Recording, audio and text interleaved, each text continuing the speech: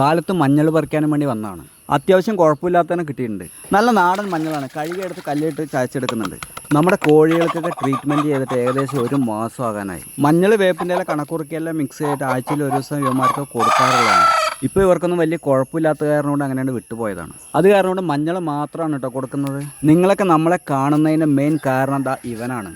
അതിനൊപ്പം കട്ടയ്ക്ക് നമ്മുടെ ഈ വെള്ളപ്പൂവനുണ്ട്. എനിക്ക് ഏറ്റവും കൂടുതൽ വ്യൂസ് കിട്ടിയത് ഇവരെ വെച്ച് വീഡിയോ ചെയ്തപ്പോഴാണ്. അതുകൊണ്ട് ഇവരൊക്കെ എന്നും നമ്മുടെ കൂടെ ഉണ്ടാവും കേട്ടോ.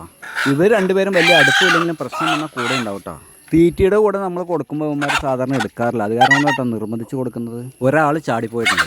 അവൾക്കുള്ളത് വൈകുന്നേരത്ത് മുളയാൻ വരുന്ന സമയത്ത് കൊടുക്കാം. ഇനി ഉള്ളിൽ ഒരാൾ കൂടി കിടക്കുന്നുണ്ട്. പുറത്ത് വരണമെങ്കിൽ കുറച്ച് സമയം എടുക്കട്ടോ.